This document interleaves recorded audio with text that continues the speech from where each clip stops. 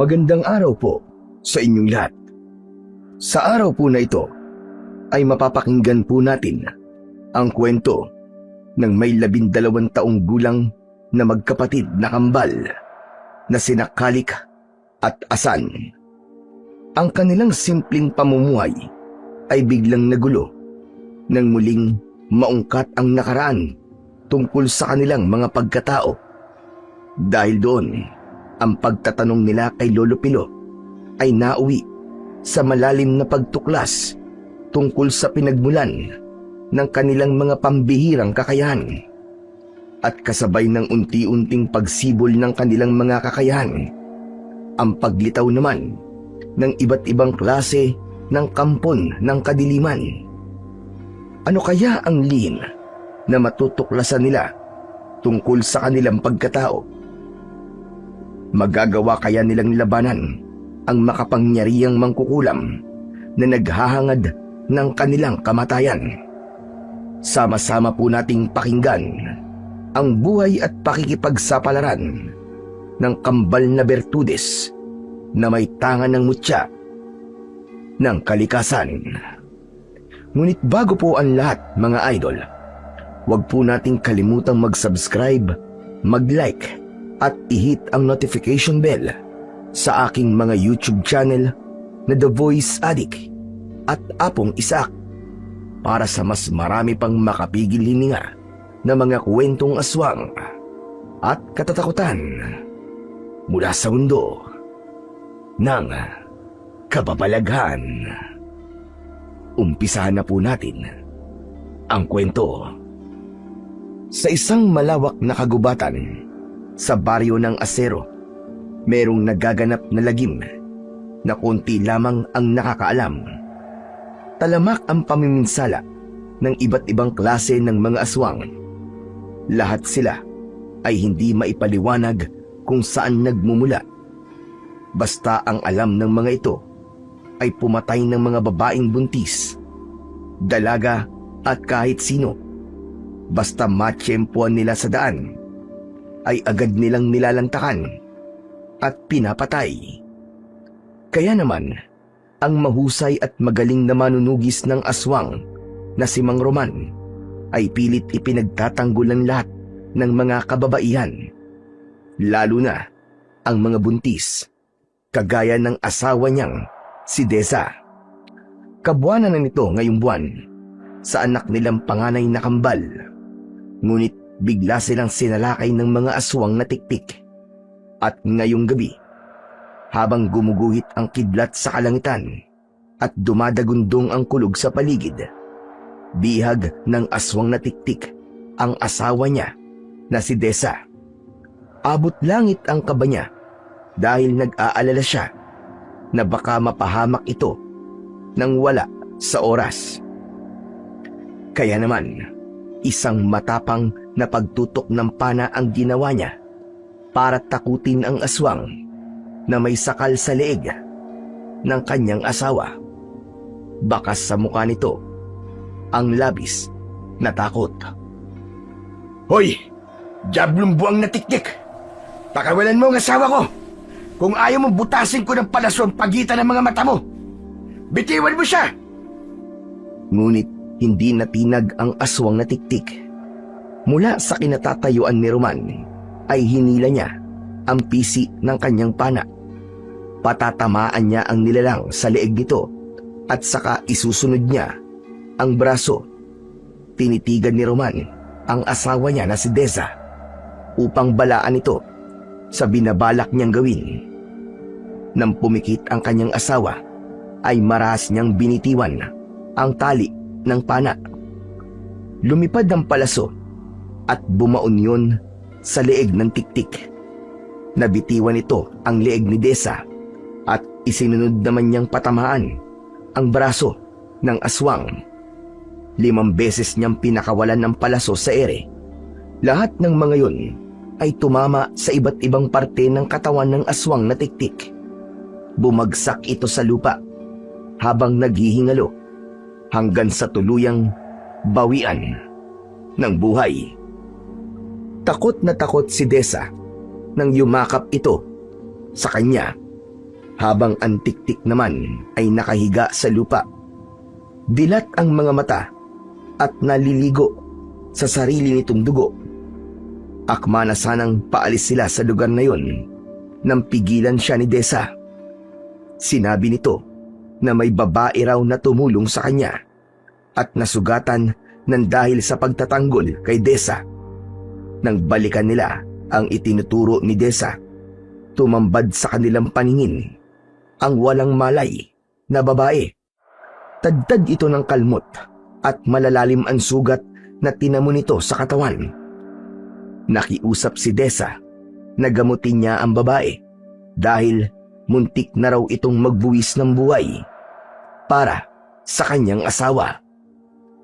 Sige, huwag ka mag-alala, mahal ko. Tutulungan natin siya. Hawakan mo lang tong palaso para madala natin siya sa bahay. Ako na magbubuhat. Agad na tumalima si Desa sa pagtanggap ng palaso na iniaabot ni Roman. Saka naman binalingan ni Roman ang babaeng nakahiga sa lupa. Binuhat niya ito at agad nang nilisan ang lugar na yon. Sa kabilang dako naman ng kakahuyan, kung saan ay madilim at balot ng katahimikan ang paligid, ang damdamin ni Purita ay nagliliyab sa galit. Isang babaeng nawalan ng asawa ang nakatayo at pigil ang hininga. Nanlilisik ang mga mata, nahabol ang tingin sa papalayong mag-asawa. Dala ang babaeng tinulungan ng mga ito, samantalang ang kanyang asawa ay iniwan ng wala ng buhay at naliligo sa sarili nitong dugo. Nanginginig ang mga kamay ni Purita habang hinihimas ang 4 na buwan niyang tiyan. Nasaksihan niya ang lahat ng mga nangyari, kung paanong pinatay ng isang manunugis ng aswang na si Roman ang lalaking pinakamamahal niya. Nilapitan ni Purita ang nakahandusay na katawan ng asawa niya na si Danilo. Lumuhod siya at unti-unting humaba ang kanyang mga kuko. Sa lugar kung saan pinatay si Danilo, doon na rin siya naghukay para ilibing ito. Balot ng puot, galit ang puso niya. Itinatak niya sa kanyang dibdib at isip ang pangalan ng lalaking pumatay sa kanyang asawa. Pagkalipas ng ilang minutong paghukay, gamit ang matutulis niyang mga kuko, ibinaon niya ang katawan ni Danilo doon. Bago niya tinakluban ng lupa ang bangkay ng kanyang asawa. Kinagat niya ang lahat ng parte ng katawan nito. Nagbago ang itsura ni Purita. Ang kanina na kulay pulang mga mata, ngayon ay kulay berdeng apoy na may mabangis na anyo ng isang nilalang. Kasabay ng pagtaklob niya ng lupa sa katawan nito, umalingaw-ngaw ang malakas niyang sigaw ng pag-angil na punong-puno ng pagbabanta at sumpa. Isinusumpa ko, pagpapayaran ng manunugis na yon ng kamatayan mo, Danilo. Isinusumpa ko, wala nang mabubuhay na sanggol sa banyong ito. At sa lahat ng lahi nila, uubusin ko silang lahat hanggang sa kahuli-huli ang sahin lahi ng kanilang dugo. Isinusumpa ko! Isinusumpa ko! Sabay ng nakakakilabot na pagsigaw ng nilalang sa gitna ng kakahuyan, umalingaw-ngaw ang pagguhit ng kidlat sa kalangitan, pagdagundong ng kulog sa paligid at pagbagsak ng malakas na ulan. Ang kagubatan ng asero ang naging saksi sa pagbibitaw ng matinding galit ng isang pinakamabangis na mangkukulam na isang aswang. At dahil sa malakas na orasyong ginamit ni Purita, umagos ang dugo mula sa kanyang sinapupunan. Nanginginig ang kamay na hinawakan ng sariling dugo sa kanyang hita na may kasama ng tubig ulan. Tuluyang nahulog ang kanyang anak mula sa kanyang sinapupunan. Mas lalong umalingaw ang sigaw ng galit ng isang babaeng nawalan ng mahal sa buhay. Tila alulong ng asong nauulol na may kasamang kilabot ng usal ng orasyon na magbibigay ng bisa sa sumpang binitiwan ng isang naghihiganting nilalang. Samantala, sa kinaroroonan naman ng mag-asawang sina Desa at Roman, patuloy sila sa pagtakbo papalayo sa lugar na yon. Pareho silang napalingon sa hulihan ng kanilang daan nang tila may narinig silang nakakakilabot na pagsigaw. Subalit, binaliwala nila ang narinig dahil buhat ni Roman ang babaeng inililigtas nila habang ang kanilang daan ay patuloy sa panlalabo dahil sa biglang pagbuhos ng ulan kanina. Ipinagpatuloy nila ang pagtahak sa daan. Tanging ang kidlat na lamang ang nagsisilbi nilang tanglaw sa daan upang makabalik sa kanilang tahanan. Pagkalipas ng isang oras na paglakad at takbo, sa wakas ay narating na nila ang kinaroroonan ng kanilang kubo. Basa ang katawan ni Roman nang ibaba niya sa katre ang babaeng sugatan. Mabilis silang nagkuha ng mga tuyong damit at nilinisan ang katawan ng babae. Ginamot ni Roman ang mga sugat nito at pagkatapos ay nagpahinga kasama si Desa. Binantayan nila ang babae at hinintay na magkamalay ito hanggang sa dalawin sila ng antok dahil sa labis na pagod. Sabay silang mag-asawa na nakatulog.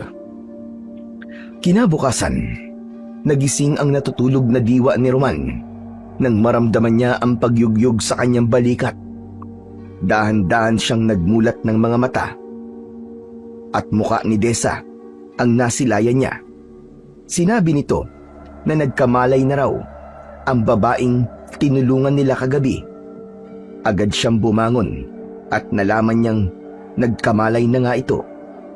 Sa pagitan ni Roman sa gawi ng nakaupong babae, baka sa mukha nito ang sigla at panunumbalik ng lakas ng katawan. Para bang walang nangyari nang tumingin ito sa kanila. Maraming salamat sa inyong dalawang mag-asawa. Kundi dahil sa inyo, baka kung ano na nangyari sa akin. Kami yung dapat magpasalamat sa iyo, miss. Dahil iniligtas mo mag-iina ko. Tumayo ang babae at tumingin sa kanilang mag-asawa. Napansin ni Roman na tila nawala ang mga marka ng sugat nito sa katawan. Maging si Desa ay nagulat din sa babaeng tinulungan nila. Maya-maya pa ay bigla itong nagsalita. Siya nga pala, kailangan ko na rin umalis. Hindi ako maaaring manatili ng matagal sa lugar na to. Muli ay nagpapasalamat ako sa kabutihan niyong mag-asawa. Nangangako ko na hindi pa to ang huli nating pagkikita. Ngunit nais ko lang na malaman mo, Roman, ipagpatuloy mo ang pagtulong sa iyong kapwa. Bilang ganti, ay pagkakalooban kita ng isang regalo. Ngunit, ibibigay ko lamang sa iyo yun sa oras na kailanganin mo ko. Ano? Aalis na ako hanggang sa susunod nating pagkikita.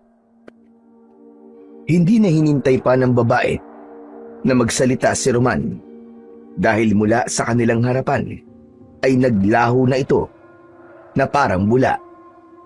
Nagkatinginan silang mag-asawa at hindi makapaniwala sa mga nasaksihan.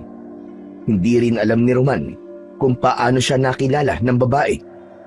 Mabilis na nilapitan ni Roman ang kinatatayuan kanina ng babae. Saka nag-aalalang napasulyap sa kanyang asawa na napataklob ng palad nito sa bibig. Habang bakas sa muka ang labis na pagkabigla at takot. Diyos ko, Desa. Nakita mo rin yun, di ba? Totoo siyang naglaho At kilala niya ako. Magkakasunod na tango ang itinugon ni Desa sa tanong na yon ng kanyang asawang si Roman. Saka lamang naunawaan ni Roman na ang babaeng tinulungan nila ay isang diwata. Nagtataka rin siya kung paanong napunta ang babae sa kakahuyan at nalagay ang buhay nito sa panganib. Punong-puno ng panghihinayang na napaupo si Roman sa gilid ng katre dahil hindi man lang niya nakilala ang diwata. Dahil sa mga nangyaring kababalaghan sa mag-asawa, ay pinilit nilang kalimutan ang mga nasaksiyan. Pagsapit ng 3:00 ng hapon, ay muling naging abala ang mag-asawa sa paglalagay ng proteksyon sa gilid ng kanilang bakuran. Inayos nila lahat ang mga nasirang bakod, dingding at bubong na nasira dahil sa nakaraan na pagsalakay ng mga aswang. Habang abala silang dalawa, isang babae ang bigla na lamang natumba sa tapat ng kanilang bakuran. Nakita ni Roman na tila bumubula ang bibig nito. Parang nanggaling ito sa mahabang paglalakad, kagaya ng ibinilin sa kanya ng babaeng tinulungan kanina. Pananatilihin niya ang pagiging mabuting tao at pagtulong sa kapwa. Kaya naman, hindi nagdalawang isip si Roman. Nilapitan niya ang babae at inalalayang tumayo. Ipinasok niya ito sa loob ng kanilang bahay, kung saan ay naroon naman si Desa. Desa, mahal ko. Pasuyo naman. Ikuha mo ng maiinom na tubig tong babae. Kawawa eh. Agad naman na tumalima si Desa sa utos ng kanyang asawa, habang si Roman naman ay abala sa pagpaypay sa muka ng babae.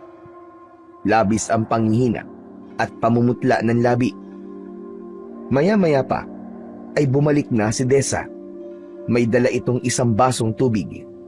Inalalayan ni Roman na umupo ang babae at pinainom nila ito ng tubig. Maraming salamat sa kabutihan ng loob niyong mag-asawa. Walang anuman. Teka, saan ba ang punta mo? Para kasing naglakad ka lang at malayo pang pinanggalingan mo. Halata sa mukha mo ang pagod eh. Dito talaga ang punta ko. Nabanggit kasi sa akin ng babaeng may tindahan dyan sa unahan ng daan na kailangan niyo raw ng albularya na magpapaanak sa asawa mo. Ang ibig mo ba sabihin isa kang kumadrona? Tama ka. Ilang buwan na ba ang tiyan ng asawa mo? Kabuanan niya na ngayon. Kaya tama-tama lang ang dating mo. Pwede ko bang hawakan ang tiyan ng asawa mo para malaman ko talaga kung kailan ang kabuanan niya? Pwede naman. Teka, ano bang pangalan ang itatawag ko sa'yo? Para naman makilala kita. Ako si Purita. Kilala ko sa baryong ito bilang nagpapaanak. Teka, pwede ko na bang hawakan ng tiyan ng asawa mo? Tumango si Roman bilang tugon sa tanong nito. Tumayo si Purita at lumapit sa nakatayong si Desa. Nakita ni Roman na dahan-dahan ang paglapit nito, at kahit hindi pa man nahahawakan ni Purita ang tiyan ng kanyang asawa, ay pumikit ito na para bang nagdadasal. Normal naman ang ganun sa mga albularya, kaya hindi na siya dapat mag-alala pa. Maya-maya pa ay nakita niyang lumapad ang palad nito sa tiyan ni Desa, at gano'n na lamang ang gulat nila nang biglang lumakas ang hangin. Halos liparin ang kurtina sa loob ng kanilang sala, kasunod ng paninigas ng binti ni Roman. Hindi siya makagalaw. Ganon din si Desa, na labis ang iniindang sakit mula sa pagkakalapat ng palad ni Purita. Teka, anong ginagawa mo? Bitiwan mo siya ng asawa ko! Hindi ikaw ang kumadrona! Lumingon si Purita sa kinaroroonan ng nagpupumiglas na si Roman. Ang kaninang maamong mukha nito ay naging isang nilalang na may berdeng mga mata. kasabay ng pagtaas ng buhok nito na nililipad pa ng malakas na hangin.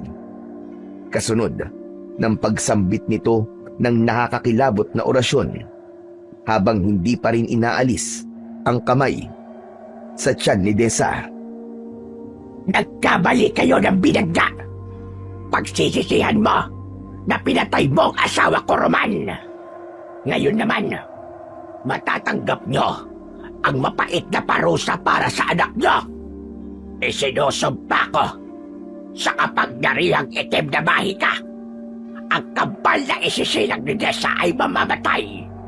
At kahit na kailan, ay hindi na kayo bibiyayaan pa ng mga anak. Hanggang sa kahuli-huli ang salin lahi. Lahat kayo dadanas ng sakit na walang kapantay. Tumigil ka! Kayo mga nanggulo sa baryong ito. Isa kayong mga halimo na hindi dapat mabuhay sa mundong to. Kampong kayo ng kadiliman. Kaya nararapat lamang na kayo'y patayin. Hindi mo pa rin naiintindihan, Roman. Hawak ko na ang buhay ninyong mag-asawa.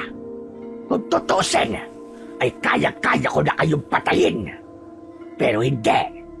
Gusto kong maranasan mo, Roman, kung paanong mawala ng anak. Lasapin mo ang ganti ko! Kahit na anong pagpupumiglas ang gawin ni Roman, ay hindi siya makawala sa malakas na mahikang bumabalot sa kanyang katawan. Kitang-kita niya ang galit sa anyo ni Purita. Para na siyang mababaliw sa takot, pero mas nag-aalala siya sa asawa niyang si Desa habang namimilipit ito sa sakit. Hindi rin ito makagalaw na para bang may mga lubid na nakatali sa katawan nito. Hayop ka! Pakawalan mo ang asawa ko! Huwag mong idamay ang mag-iina ko! Wala silang kasalanan! Bakit? May kasalanan ba sa'yo ang anak ko? Hindi mo ba alam na nawalan ako ng anak dahil pinatay mo ang asawa ko? Nakita ko kayo sa kakahuyan at kitang-kita ko kung paano mong pinatay si Danilo. Kaya ngayon, nasapin nyo ang sumpang ipapataw ko sa mga anak nyo. Masisilayan ninyo ang kanilang katawan na wala ng buhay. At kapag nangyari yon, malalaman mo rin kung gaano yung kasakit. Kasabay ng katagang yun, inalis ni Purita ang kamay nito sa tiyan ni Desa, habang ang malakas na hangin ay patuloy lamang sa pag-ihip. Nakaalis si Purita nang wala man lang nagawa si Roman. Kaya naman, nang maglaho ang malakas na hangin, palatandaan na rin yun ng pag-alis ni Purita sa loob ng kanilang bahay. Bumagsak sa sahig si Desa, umiiyak dahil sa takot. Agad niya itong nilapitan at mahigpit na hinagkan. Diyos ko, mahal ko. Patawarin mo ko kung hindi ko siya napigilan. Parang ginamitan niya tayo ng itim na mahika. Tikom pa rin ang bibig ni Desa habang umiiyak. Yakap nito ang malaki nitong tiyan. Takot na takot at paulit-ulit nitong sinasambit ang sumpang yun ni Purita. Nanlaki ang mga mata ni Roman nang biglang sumagi sa isip niya ang kapangyarihan na yun ng babae.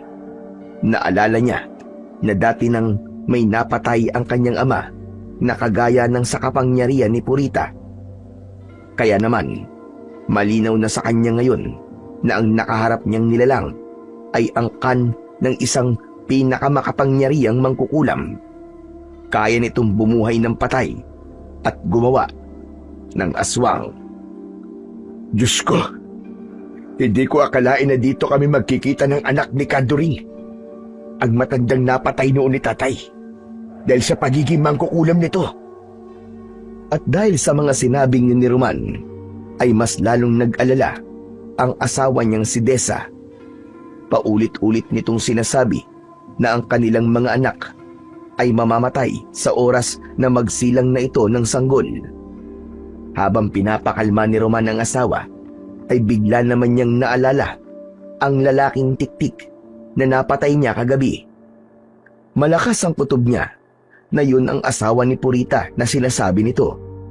Dahil ng gabing yun, ay nakarinig siya ng malakas na pagsigaw. Pamilyar yun dahil narinig na rin niya yun sa bawat tiktik na napatay niya. Binalot ng pag-aalala ang puso ni Roman. Sa isip niya ay gagawin niya ang lahat para maprotektahan lamang ang kanyang asawa at ang kanilang mga anak. Huminahon ka, Desa. Huwag kang matakot. Diyos lamang ang magpapasya sa mga buhay na ibinigay niya sa magiging anak natin. Siya lang din ang babawi sa kanila. Walang sumpa o parusa na papatay sa kanila. Hindi siya magtatagumpay. Magtiwala ka lang. Saka lamang tumigil sa pag-iyak ang asawa niya na si Desa. Subalit ang puso ni Roman ay abot langit ang takot. Hindi niya yun ipinahalata sa kanyang asawa. Buong araw silang nagkulong sa loob ng kanilang bahay. Natatakot silang meron pang ibang nilalang na magpanggap para makalapit sa kanila. Si Roman, bilang isang manunugis ng mga aswang, ay hindi maiiwasan na parami ng parami ang kanyang nagiging kaaway. Ngunit sa lahat ng mga yun, iba ang nilalang na si Purita, dahil ang kapangyarihan nito ay nagtataglay ng mabigat na mahika na ngayon lamang niya naranasan. Pagsapit ng gabi ay biglang napabalikwas ng bangon si Desa. Namimilipit ito sa sakit habang hawak ang tiyan. Sa kanilang banig ay nakita ni Roman na nilalabasan na ito ng tubig at sariwan dugo. Indikasyon yun na malapit ng manganak ang kanyang asawa. Desa, sandali. Anong gagawin ko? Teka, halika. Dadaling kita sa albularyong nasa dulo ng baryo. Pasensya ka na, mahal ko ha. Nakalimutan ko magtawag kanina ng manggagamot. Akma na sanang tatayo si Roman para buhatin ang asawa, subalit pinigilan siya ni Desa. Siya na lamang daw ang magpapaanak sa sarili dahil nararamdaman na ni Desa na malapit na siyang manganak. Kaya naman, tarantang inihanda ni Roman ang kanyang mga kakailanganin. Mabuti na lamang at ang kanyang ina noon ay isang komadrona sa kanilang baryo nung nabubuhay pa ito. Kaya kahit papano ay nakikita niya kung paano nito ginagawa ang paraan ng paglilinis sa sanggol. Ngunit iba kapag aktwal na. Kahit alam niya ang mga dapat gawin, ay tila walang pumapasok sa isip niya.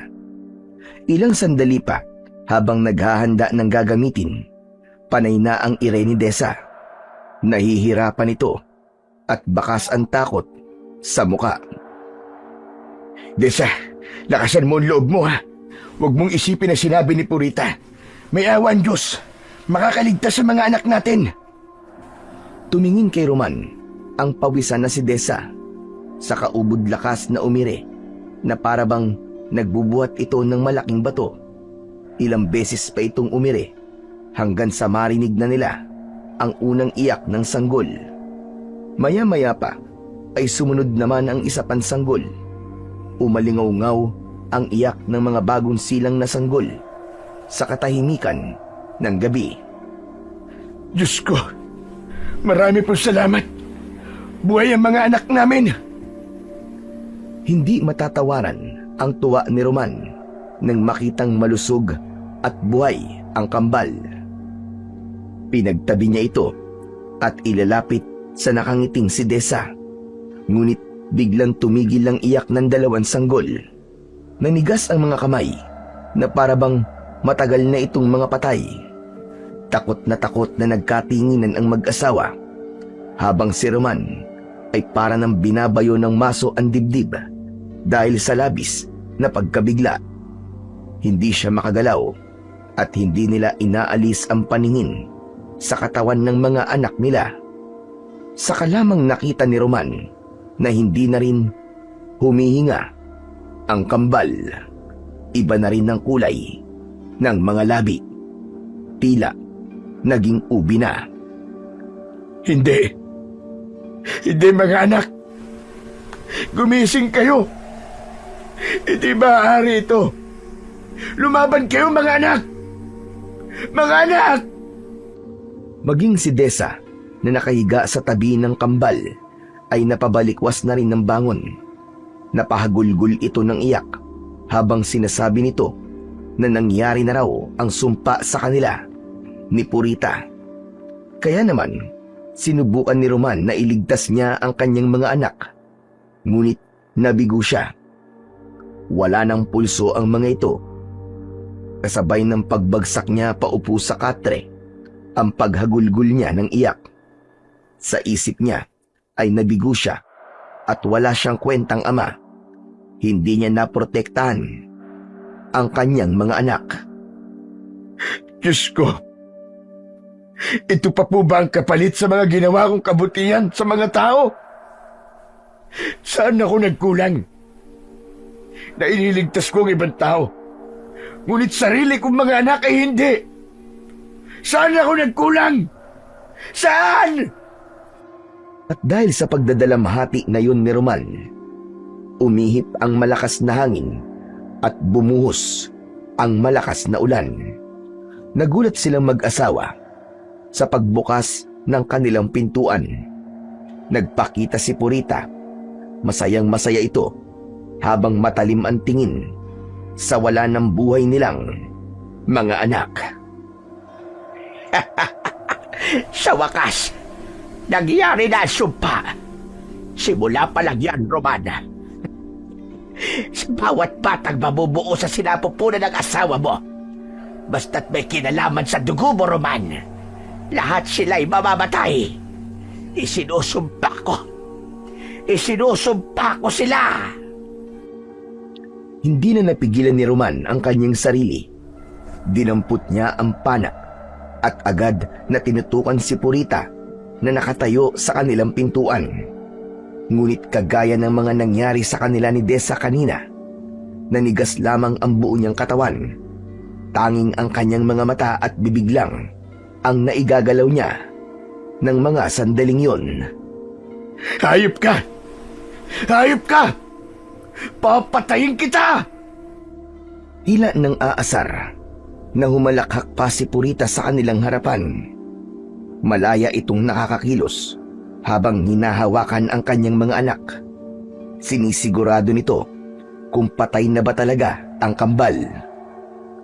Habang si Roman naman ay pakiramdam niya, sasabog na siya sa labis na galit. Ngunit hindi niya talaga maigalaw ang kanyang katawan. Kahit na anong gawin niya, malakas ang enerhiyang nakagapos sa buo nilang katawan ni Desa. Umagos ang masaganang luha sa kanyang mga mata. Ngunit mas ikinatuwa pa yun ng mangkukulam na aswang na si Purita. Ngayon, alam mo na ba kung gaano kasakit mawala ng mahal sa buhay, ha, Roman? Kung gaano kasakit mawala ng anak. Gusto mong pumatay, di ba? Ngunit wala kang magawa. Halimaw ka! Halimaw ka! Papatayin kitang demonyo ka! Hindi ako titigil hanggat hindi kita napapatay! Sige nga. Patayin mo nga ako ngayon kung kaya mo.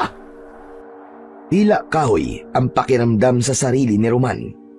Lahat ay matigas, parang may batong nakadagan sa kanyang katawan. At ang kanyang mga kamay ay tila walang lakas para hilahin ng pana at itarget sa kalaban. Mas lalo siyang nababaliw sa pagpupumiglas nang maramdaman niya na pumipihit ang kanyang kamay sa gawi ni Desa. Walang nagtutulak sa kanya, ngunit hindi niya makontrol ang braso niya. Pilit yung itinitutok sa nakahiga niyang asawa. Bumundol ang kaba sa kanyang dibdib. Takot na takot siya sa naiisip na gagawin ni Purita sa kanila. Anong ginagawa mo? Anong ginagawa mo? Wag! Wag ang asawa ko! Ako na lang ang patayin mo! Ako na lang! Bakit naman kita papatayin? Hindi pa ako nakakaganti sa iyong animal ka. Anak at asawa ko ang nawala dahil sa pagigialam mo. Kaya naman, Bilang gante, kukunin ko rin sa iyo ang asawa mo. Nang sa ganon, ay pareho tayong nagdudusa. Nang maintindihan ni Roman kung ano ang ibig sabihin ni Purita, nagpumiglas siya. Sa isip niya ay humihingi siya ng tulong para hindi magtagumpay ang masamang nilalang. Kaya lang, talagang kakaiba ang lakas ng babaeng kaharap. Nagulat si Roman nang kusang hinila ng kanan niyang kamay ang pana at sa isang iglap, kumawala ang palaso sa ere. Tumama yun sa leeg ni Desa. Nanlaki ang kanyang mga mata. Nanginginig ang kanyang kamay. At sa kabila ng takot na kanyang nararamdaman, umalingaw-ngaw ang malakas na paghalakhak ni Purita. Kasunod nun ay umalis ito sa kanyang harapan at iniwan siyang nakatulala. Hindi siya makahinga nang makitang bumulwak ang dugo sa leeg ng asawa. Pasigok-sigok, napilit hinahabol ang sariling hininga. Nang mawala ang malakas na enerhiyang bumabalot sa kanyang katawan, nilapitan niya kagad ang naghihingalo niyang asawa. Desa! Desa, mahal ko, hindi ko sinasadya. Patawarin mo ko. Patawarin mo ko, mahal ko. Hinawakan ni Roman ang nanlalamig na mga kamay ni Desa.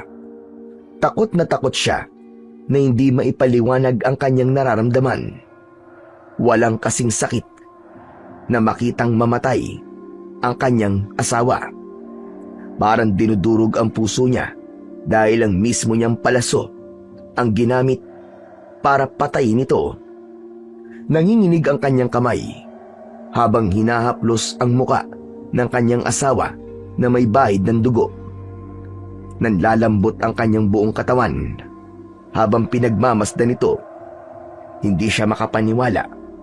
Parang hindi totoo ang kanyang mga nakikita. Lalo na nang tawagin ito ang pangalan niya.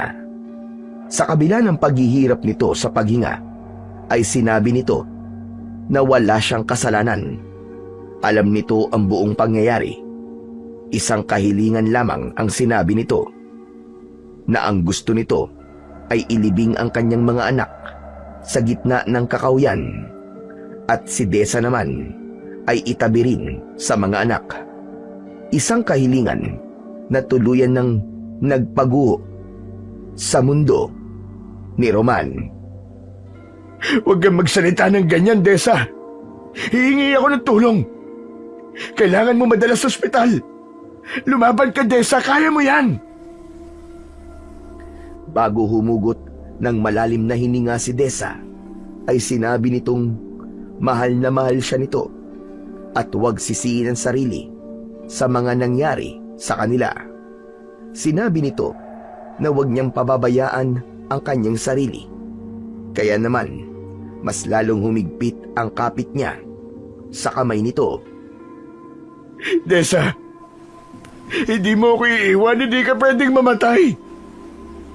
Parang awa mo na, Desa. Lumaban ka, mahal ko. Desa! Pakiramdam ni Roman ay mababaliw siya. Lalo na nang ipikit na ni Desa ang mga mata nito. Hanggang sa kumawala ang kamay nito mula sa pagkakahawak sa kanya. Desa! Desa, Desa! Desa, wag! Desa! Desa! Umiyak habang sumisigaw si Roman. Kinakalog niya ang katawan ni Desa. Pilit niyang ginigising ang kanyang asawa.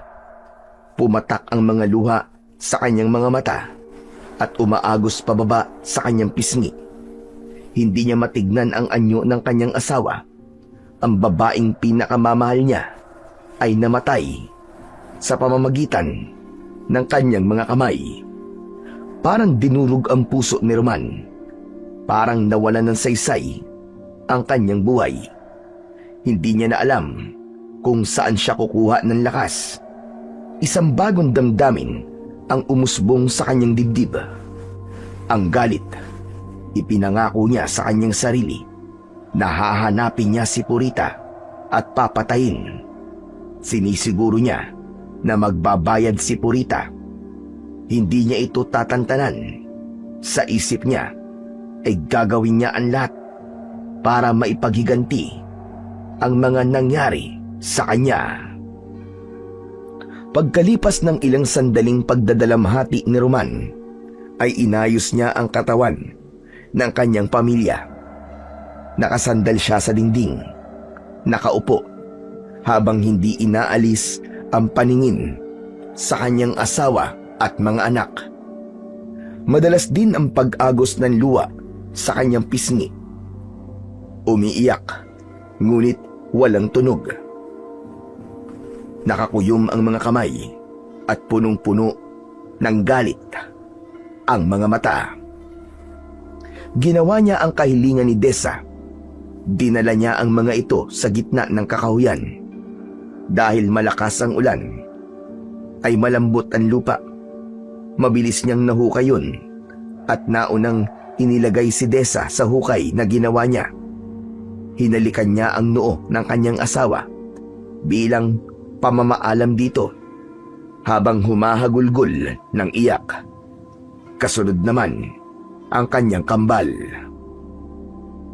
Patawarin niyo ako, mga anak. Patawad. Wala akong kwentang ama. Hindi ko kayo nailigtas. Patawarin niyo ako. Akma na sanang tatabunan ni Roman ang katawan ng kanyang mga anak at asawa nang biglang lumitaw sa kanyang harapan ang nakakasilaw na liwanag. Tumila ang ulan at gumapang ang katahimikan sa gitna ng kakahuyan. Isang tinig ang kanyang narinig, kasabay ng paglitaw ng hugis ng isang babae. Lumapat ang mga paa ng babae sa lupa, sa tapat ng kanyang pamilya na nakalagay sa hukay. Nagulat si Roman nang magpakita ang babaeng tinulungan nilang mag-asawa. Huwag, Roman! Sandali! Huwag mong ililibing ang mga anak mo! Sino ka? Bakit mo ako pinipigilan? Patay na ang mga anak ko. Wala na sila. Ako si Luntian, ang diwata ng kalikasan. Naparito ko para tulungan ka, Roman. Huwag ka magdalamhati sa pagkamatay ng iyong mga anak. May pag-asa ka pa. Nakalimutan mo na ba ang salitang binitiwan ko bago ako umalis? Isang regalo o isang kahilingan ang ipagkakaloob ko sa iyo. At ito na ang tamang oras para gamitin ang kahilingan na yon. Yun ang kapalit sa pagtulong mo sa akin. Dahil hindi mamamatay ang kambal natatapos sa buhay ni Purita. Ano? Alam mo rin ang tungkol kay Purita? Oo, Roman. Sapagkat matagal ko nang nilalabanan si Purita. At ngayon, isinilang na mga batang tatapos sa paghahasik niya ng lagim. Nagulat si Roman nang biglang lumuhod si Luntian. Kitang-kita ni Roman ang pag-ihip nito ng hangin sa bibig ng kambal, kasabay ng pagkalat ng liwanag sa mga katawan ng magkapatid. Nakita niya na biglang huminga ang kanyang mga anak. Nanlalaki ang kanyang mga mata nang makita ang muling pagkagising ng kambal. Kasabay nun ay umiyak sandali ang mga ito hanggang sa tumahimik at mahimbing na nakatulog. Muling nagsalita si Luntian. Itago mo ang mga anak mo, Roman. Sa takdang panahon ay muli silang tatayo para lumaban kay Purita. Gawin mo ang lahat para hindi malaman ni Purita na buhay pa ang kambal. Kasabay ng kanilang muling pagkabuhay, pagkakalooban ko sila ng kakaibang kakayahan at mutya ng kalikasan bilang proteksyon laban sa mga nilalang na mananakit sa kanila. Ang kambal ay magiging mga bertudes na may tangan ng mutya ng kalikasan. Hindi makapagsalita si Roman sa kababalaghan na nangyayari sa kanyang harapan, kasabay ng pagkakasambit ni Luntian sa mutya ng kalikasan. Isang marka ang lumitaw sa balat ng kambal. Ang sanggol na unang lumabas ay nagkaroon ng marka sa leeg. Hugis bituin yun.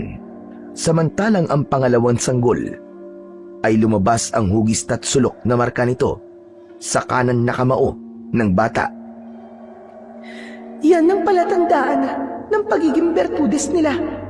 Sa kanila ang kapangyarihang naiiba sa lahat, at kahit si Purita ay walang magagawa sa oras na dumating na ang takdang panahon. Itago mo sila at ihanap ng taong may mabuting puso na mag-aalaga sa kanila. At kahit na anong mangyari, wag na wag mo silang lalapitan. Diyos ko, bakit naman ganun? Buhay niya ang mga anak ko. Ngunit hindi ko naman sila maaaring lapitan at alagaan. Makakasama mo rin sila, Roman, sa oras na natapos na nila ang misyon. Hanggang dito na lang. Paalam na, kaibigan. Kasabay ng paglaho ng liwanag ay nawala na rin si Luntian. Si Diwatang Luntian ang tagapag-alaga ng kalikasan at espiritu ng mga puno, damo, ilog at hangin. Siya ang nagbibigay buhay sa mga halaman at umuukit ng malasakit sa kapaligiran, gaya ng pagdadala ng ulan matapos ang tag-init at muling pagsibol ng mga nasunog na punong kahoy. Bagaman bihira siyang makita, nagiging malinaw ang kanyang anyo bilang isang magandang diwata sa mga taong may dalisay na puso at pagmamahal sa kalikasan. Paalala siya na ang kalikasan ay may kaluluwa at bawat mabuting gawa para dito ay muling nagbubunga ng pag-asa at kasaganahan. Kagaya ng ginawa ni Roman, tinulungan niya ito at bilang kapalit, muling nabuhay ang kanyang mga anak. Pagkatapos na mailibing ni Roman ang kanyang asawang si Desa, ay nilinisan niya muna ang kanyang mga anak. Hinubad niya ang kanyang damit, saka ibinalot sa katawan ng mga ito. Sa lugar na yun mismo, iniwan niya ang kanyang mga anak. Habang nasa kakahuyan siya at nagtatago, sinigurado ni Roman na ang makakakuha sa kanyang mga anak ay merong mabuting kalooban. Kaya naman, matyaga siyang naghintay hanggang sumapit ang kinabukasan. Isang kaluskos ang kanyang narinig. Napabalikwas siya at napasilip sa likod ng puno. Nakita niya ang isang matandang lalaki. May bitbit itong pala habang papalapit sa kinaroroonan ng kambal. Naluluwa na parang dinudurog ang puso ni Roman. Dahil sa pagkakataong yun, ay kailangan niya ng layuan ang kanyang mga anak. Pero bago pa siya umalis, ay narinig niya ang nag-aalalang boses ng matanda. Naku po, Diyos ko! Sanggol nga! Kayo nga ang naririnig kong umiiyak. Diyos ko, mahabagin langit! Sino kaya ang nag-iwan sa inyo rito? Nagpalinga-linga ang matanda sa paligid. Kaya naman, mabilis na nagtago sa likod ng puno si Roman. Maya-maya pa, ay muli siyang sumilip sa kinaroroonan ng matanda. Sa pagkakataong yun, ay buhat na ng matandang lalaki ang kambal na agad namang tumigil sa pag-iyak. Diyos ko! Halatang bagong panganak lamang kayo dahil may pusod pa kayo. Paano ba ito? Binalot ng pag-aalala ang puso ni Mang Roman. Nang makitang hindi malaman ng matanda ang gagawin, ngunit alam niya na mabuti ang taong nakapulot sa kanyang mga anak dahil ang matandang nagkakarga sa kambal ay kilala niya mula ulo hanggang paa. Yun ay walang iba kundi si Tatay Pilo, isang mabait at mapagmahal na asawa at ama. Isa itong sepulturero. Pagkalipas ng ilang sandali, mabigat ang paa na nilisan ni Roman ang lugar na yun.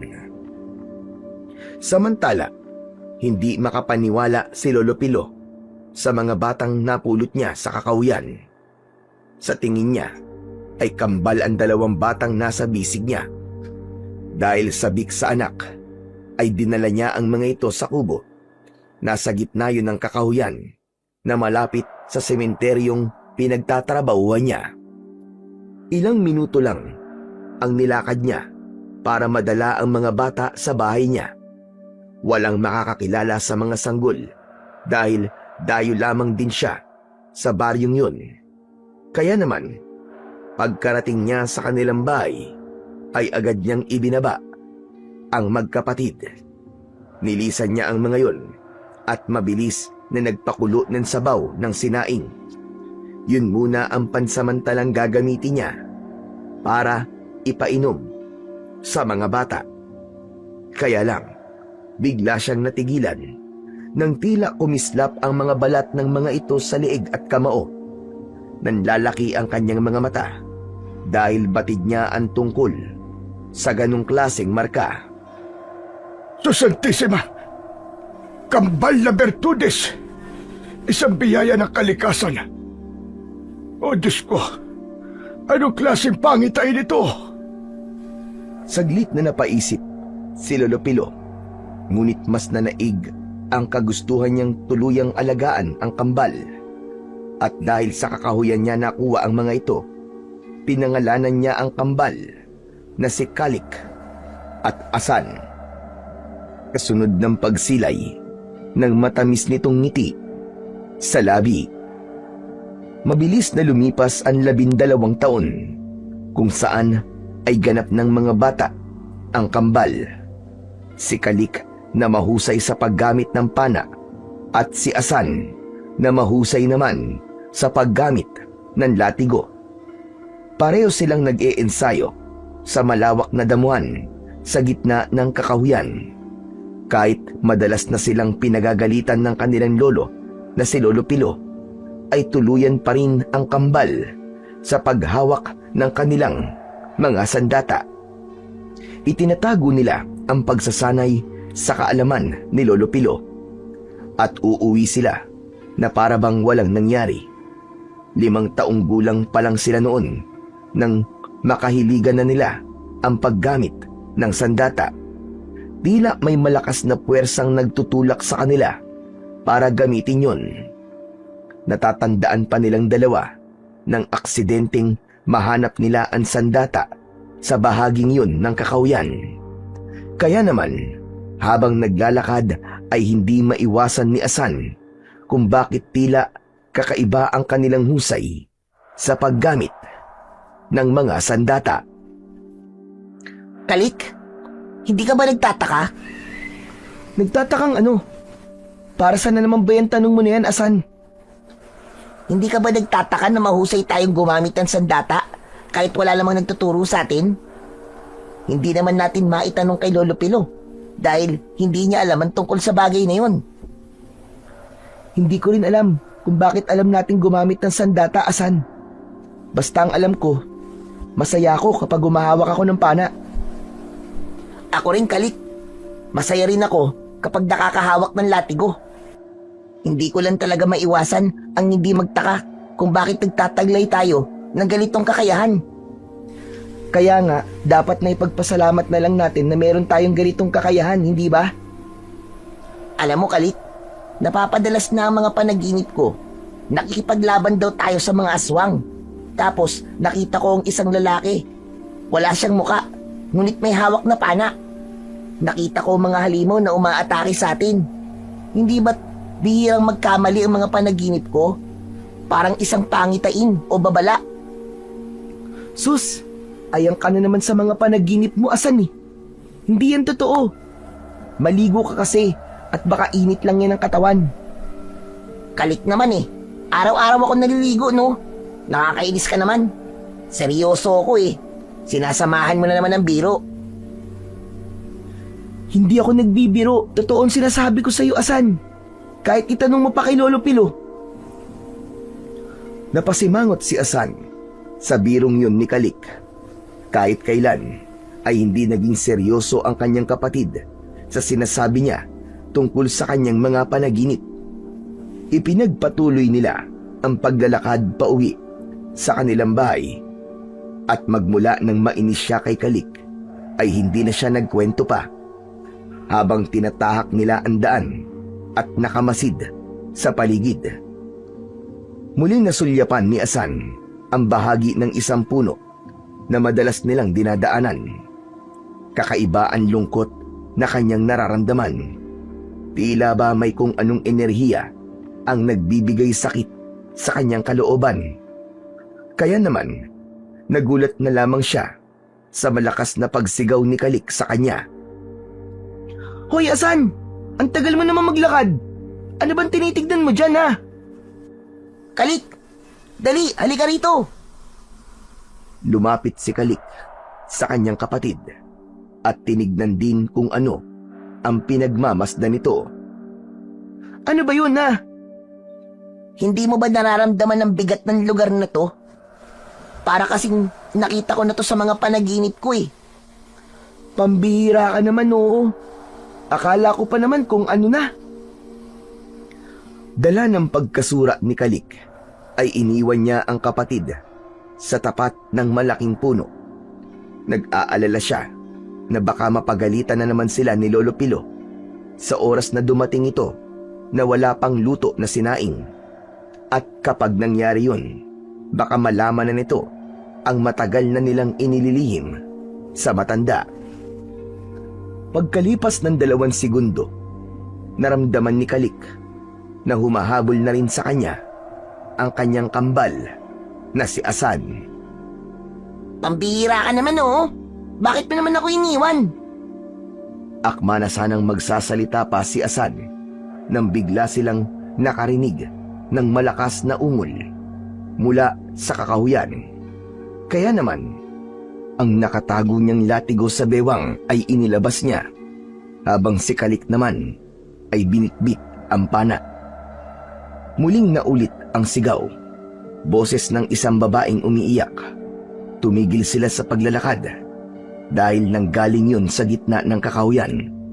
Naramdaman nilang dalawa ang kilabot mula sa daing at pag-iyak ng may-ari ng boses. Napakapit si Asan sa braso ni Kalik dahil sa takot. Kalik, tara na, umuwi na tayo.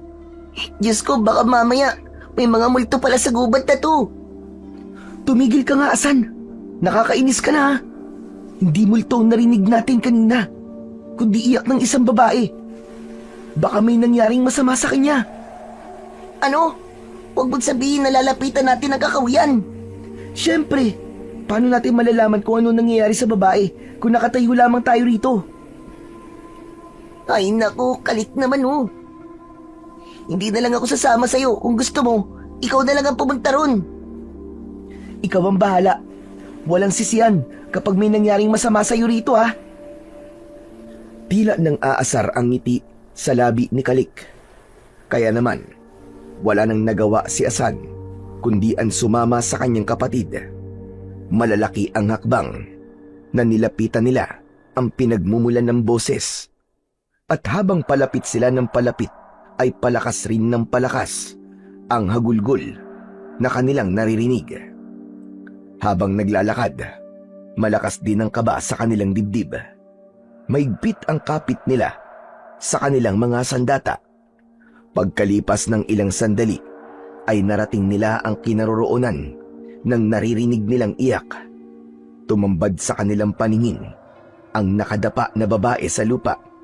Pagkatapos ay lumuhod habang yakap sa dibdib ang mga damo. Biglang lumamig ang simoy ng hangin. Napansin nila na nanginginig ang kamay ng babae habang nakapikit at umiiyak. Walang patid na dumadaloy sa pisngi nito ang luha habang walang salitang maririnig. Kalik, huwag natin siya lapitan. Natatakot ako eh. Para siyang papatay ng tao dahil sa galit. Ano ka ba naman, Asan? Napakaduwag mo talaga kahit kailan. Nakalimutan mo na ba? Na kaya naman nating ipagtanggol ang sarili natin. Kaya anong ikinakatakot mo? Tsaka, para saan pa tong mga sandata na to kung hindi rin naman natin to gagamitin? Wala nang nagawa si Asan, kundi ang pagmasdang mabuti ang babaeng umiiyak. Malalim ang boses nito at basag, tulad ng tunog ng sanga na nabali sa katahimikan ng kagubatan. Bawat tikbi ay parang pagbibitaw ng bigat na matagal na nitong kinikimkim sa dibdib. Sa paraan ng pagkakayakap nito sa lupa, malinaw na may pinangangalagaan itong alaala. Tila may nakalibing doon. Nang maisip yun ni Asan, bumigat ang kanyang pakiramdam. Sa kanilang dalawa ni Kalik ay siya ang may kakayahan na kilalanin ang isang tao batay sa hampas ng hangin.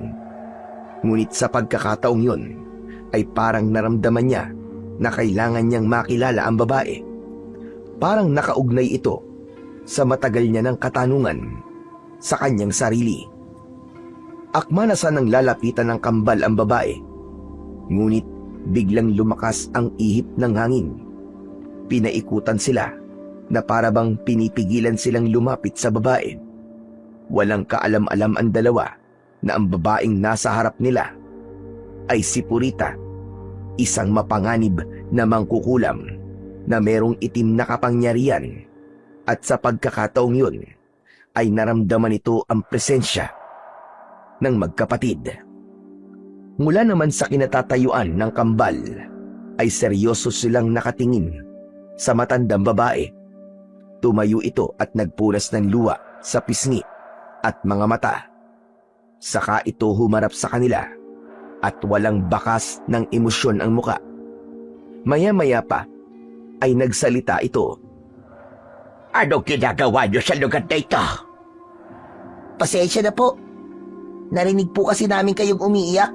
Kaya naman po, nilapitan ka po namin. Baka po kasi kailangan niyo ng tulong. Taga rito ba kayo? Ginagamit niyo ba siya datang yan? Hindi po. Laruan lang po namin to. Tsaka, dyan lang po kami nakatira sa kakawayan na malapit sa simenteryo. Wag na kayo pupunta sa lugar na to. Delikado, baka mapahamak pa kayo. Sige na, umuwi na kayo. At kalimutan niyo ang mga nakita at narinig niyo. Sige po. Aalis na po kami. Pasensya na po at ginambala namin ang pag-iyak nyo. Pero sana naman po, malampasan nyo po ang pagsubok na kinakaharap nyo. Hindi ko malalampasan ang pagsubok hanggat hindi ko pa napapatay ang taong pumatay sa pamilya ko. Parehong natigilan ang magkapatid sa sinabing yun ng matandang babae. Bumundo lang kaba sa kanilang dibdib at bumigat ang kanilang pakiramdam sa babaeng kaharap nila. Nalaman nila na si Purita ang babaeng yun dahil ito mismo ang nagpakilala sa kanila. Sakto na lalapit ito sa kanila ay dumating naman ang isang usa. Tila kakaiba ang mga mata ng usa na bigla sila nitong kinausap. Wag kayong lalapit sa kanya. Merong kakayahan ang magkapatid na maintindihan kung ano ang ibig sabihin ng mga hayop sa kanilang paligid. Kaya naman, nagkatinginan ang kambal nang maintindihan nila kung ano ang ibig sabihin ng usa.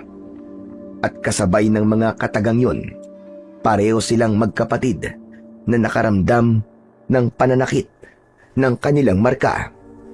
Si Kalik ay kumirot ang kanyang liig, samantalang si Asan naman ay sa kanyang kamoo.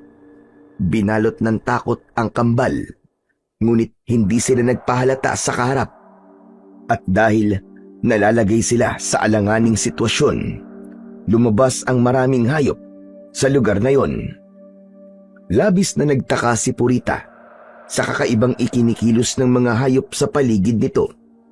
Kaya naman, minabuti nitong umalis na lamang nang hindi nag-iiwan ng salita sa magkapatid. Pagkalipas ng ilang minuto, ay naglaho si Purita sa madilim na bahagi ng kakahuyan. Gulat na gulat naman si Asan sa nangyaring pananakit ng kanilang marka. Kalik, bakit kaya sumakit na naman ang marka natin, no? Ano kaya ang ibig sabihin nun?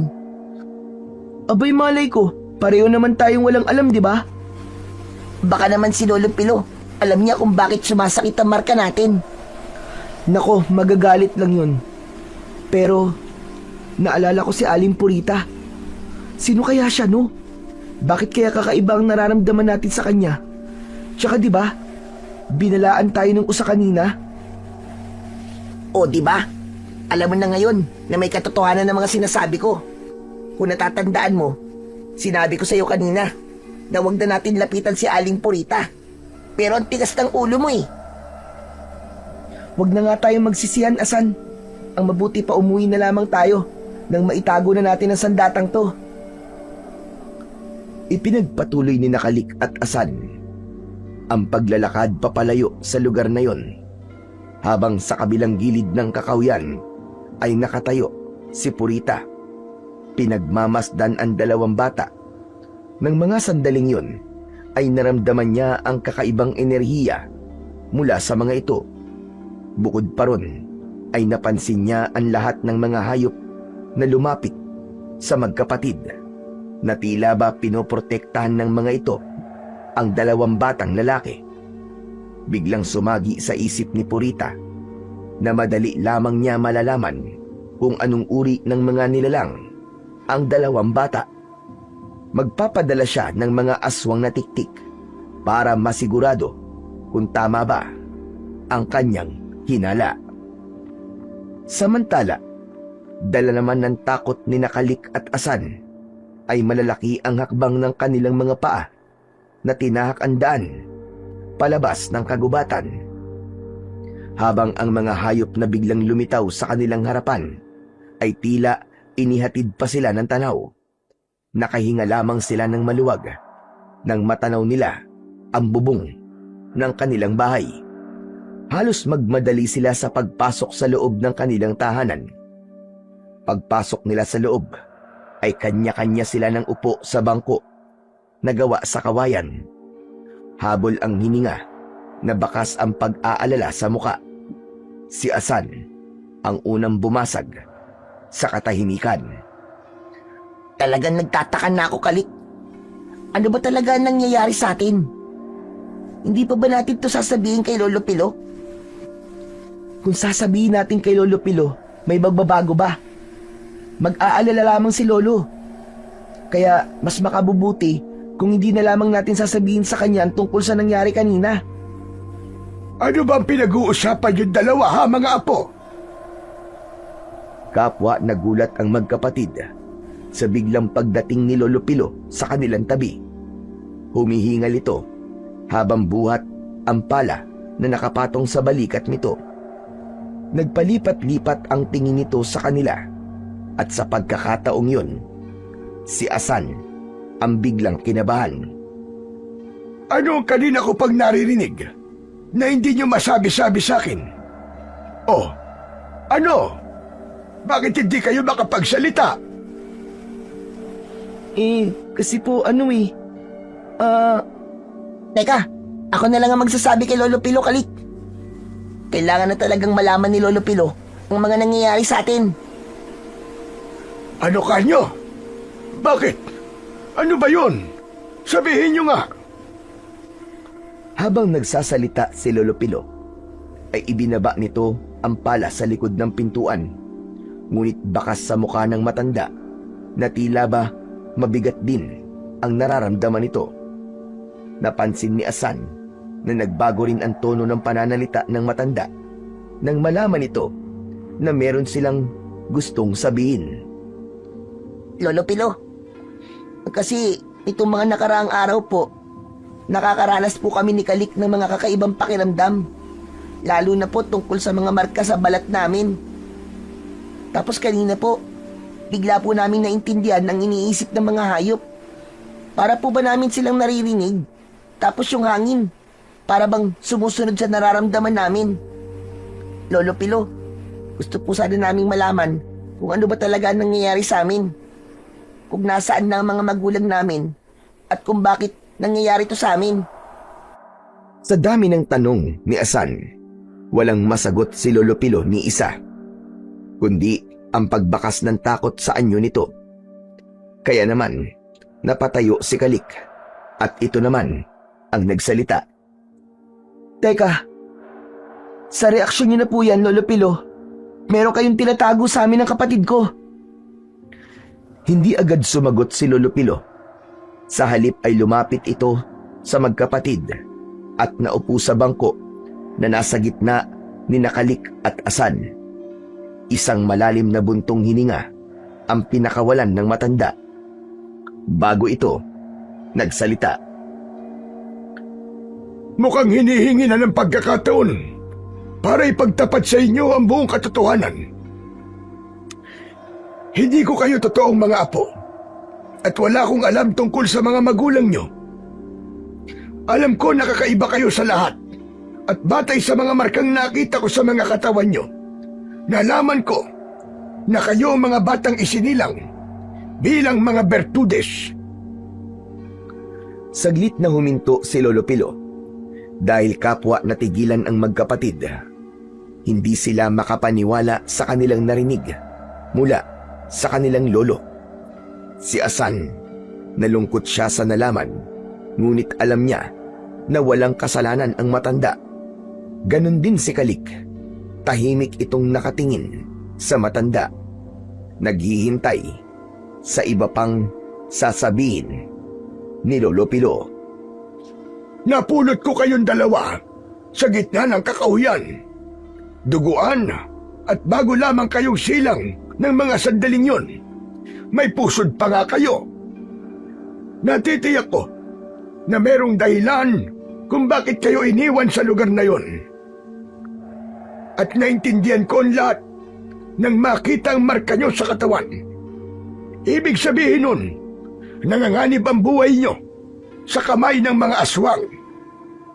Kung ganun po, meron po talagang kakaiba sa aming pagkatao. Kung hindi niyo po nakilala ang mga magulang namin, Lolo, bakit po kaya tila kakaiba ang kakayahan namin? Bukod po sa pagiging Bertudes, nagtataglay rin po kami ng kapangyarihan ng 4 na kalikasan. Sa bagay na yan, ay hindi ko kayo masasagot. Dahil konti lang ang nalalaman ko tungkol sa inyo. Ginawa ko ang lahat para maalagaan kayo ng maayos. Ngunit malaya rin kayo na magpasya. Kung hahanapin niyo ang mga magulang niyo at hahayaan ko kayong umalis para alamin kung sino ba talaga kayo. Tila may garalgal sa tono ng boses ni Lolo Pilo.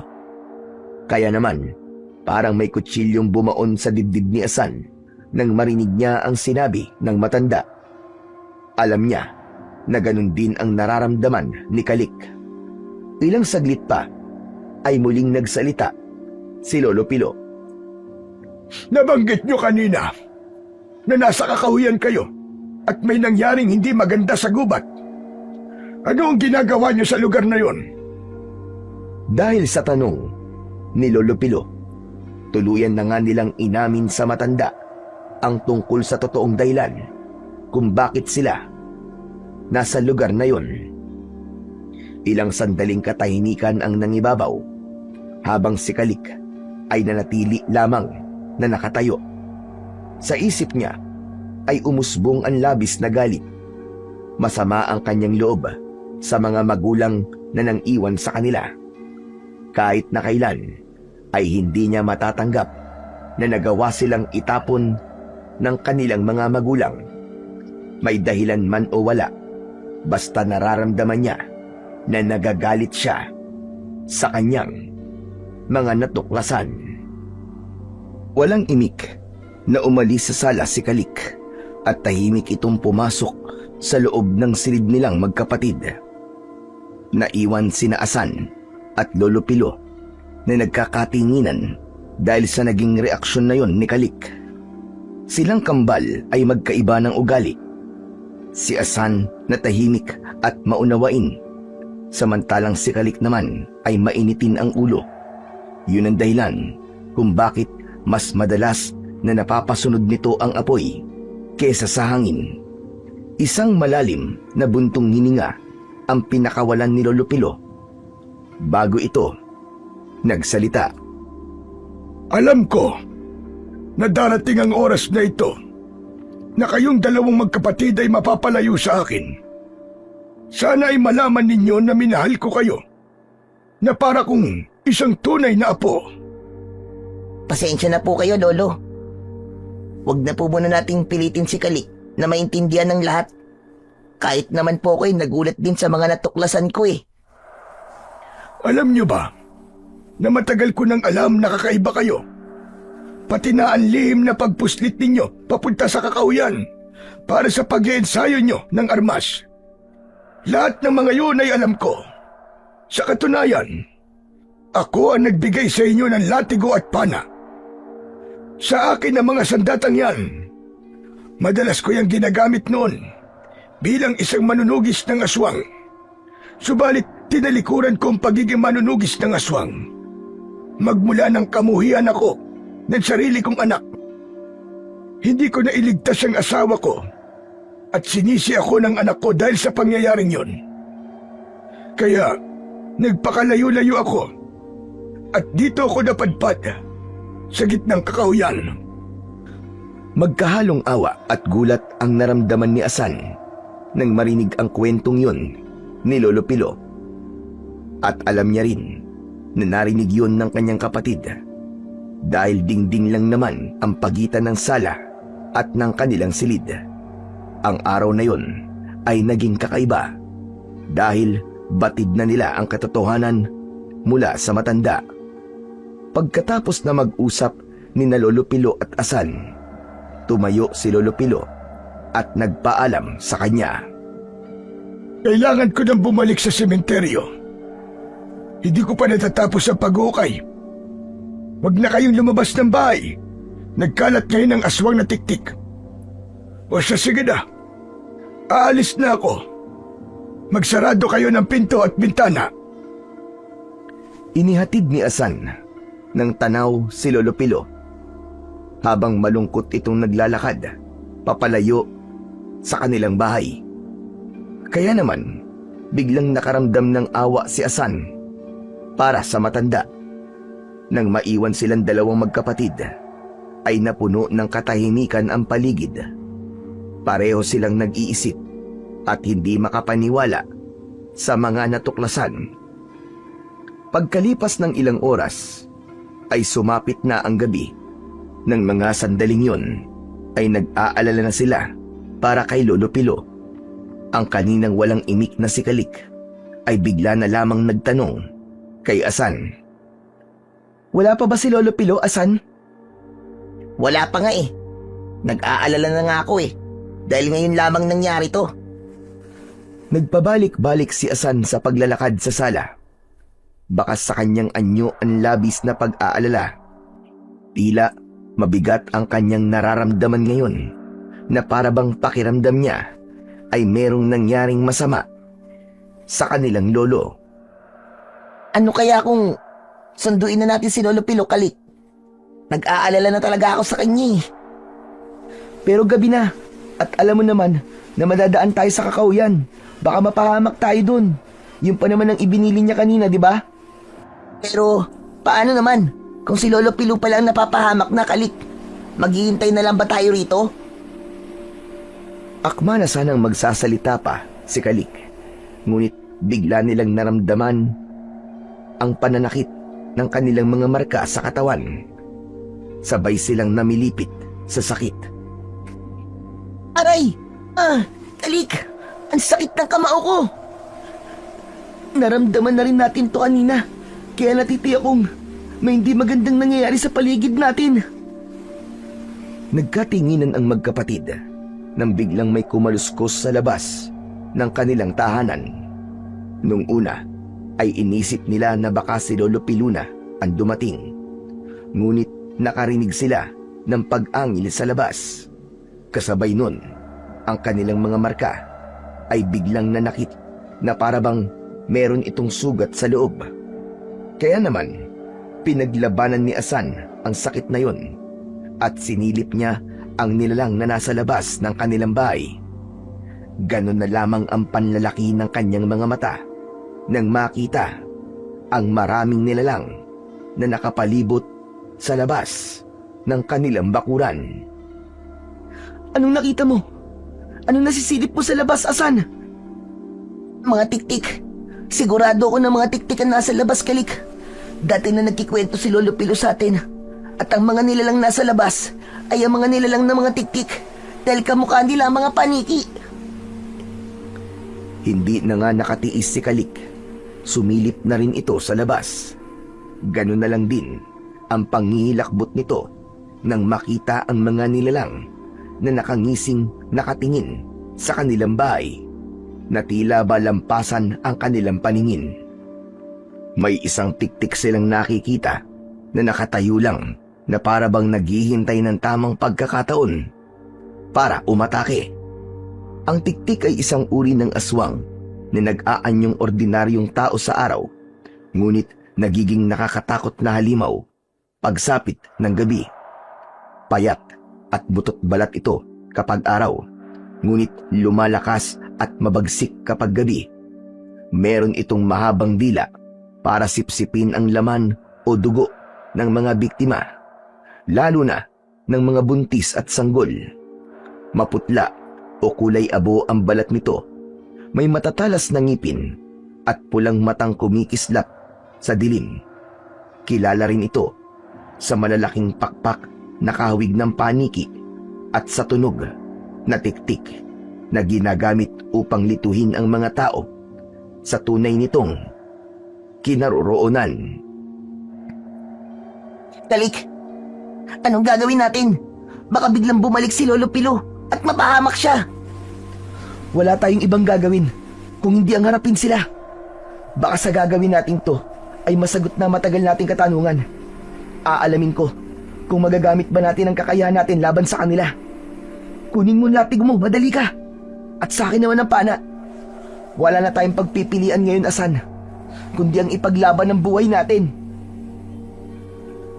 Nang makapagpasya, ang magkapatid ay matapang silang lumabas ng bahay. Hinarap nila ang mga tiktik na nakapalibot sa kanilang kubo. Mga nakabuka ang malapaniki nilang pakpak. Pumagitna ang kambal sa kanilang bakuran, habang hawak ang kanilang mga sandata. Saka naghiwalay ng konti at humarap sa kalaban. Sa kanilang palagay, ang mga aswang na tiktik ay aabot sa 50 ang bilang. Ngayon na natin gagamitin ang kakayahan na matagal na natin tinatago. Mag-iingat ka sa iyong kapangyarihan, Kalik. Sana, kaya mo nang kontrolin yan. Hindi sumagot si Kalik. Sa halip ay matapang itong tumingin sa kalaban. Nakatutok ang pana, habang si Asa naman ay nagsimulang kumumpas ng kamay sa hangin, hawak ang latigo. Yumanig ang paligid, kasabay ng pag-angin ng mga nilalang. Dahan-dahan na pumaligid ang mga ito sa tahanan ni Kalik at Asan. Ang mga mata ay mapula, kumikislap sa dilim, at ang kanilang pakpak na kahawig ng sapaniki ay humahampas sa hangin, lumilikha ng nakapangingilabot na ugong. Itinaas ni Kalik ang kanyang mga palad, hawak ang pana. Pinakawalan niya ang palaso, kasabay ng pagbuka ng lupa sa harapan ng mga tiktik. Ang ilan sa mga halimaw ay natumba, nalunod sa alikabok, at ang mga batong umusbong mula sa ilalim ng lupa ay dumurog sa katawan ng mga aswang. Mula sa kanyang kaliwang kamay, sumiklab ang apoy na nagliliyab. Pumalot yun sa talim ng palaso. Bawat tamaan ay pumuputok ang katawan at nasusunog. Nilamon na naglalagablab na apoy ang mga tiktik na nagtatangkang sumugod sa kanilang kinaroroonan. Ang mga sigaw ng mga nilalang ay naglaho sa amoy ng nasusunog na pakpak ng mga ito. Ano? Lalaban pa ba kayo? Hindi na kayo makakatakas! Mga demonyo kayo! Galit na wika ni Kalik habang pinagmamasdan ang mga tiktik na nag-aapoy ang mga katawan. Samantala si Asa naman ang umatake sa mga tiktik na nagtatangkang tumakas. Sa isang kumpas ng kanyang kamay, hawak ang latigo. Humagupit sa mga ito ang malakas na hangin at ibinalik ang mga aswang sa kanilang bakuran. Bawat ikot ay may tumatamang malakas na hangin sa mga ito. Ang kamao na may markang tatsulok ay nagliwanag. Rumagasa ang malakas na tubig.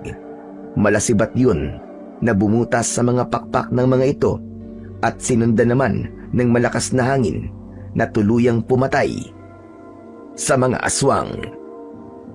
Kalik! Sa bubong ng bahay natin, merong natitira na tiktik!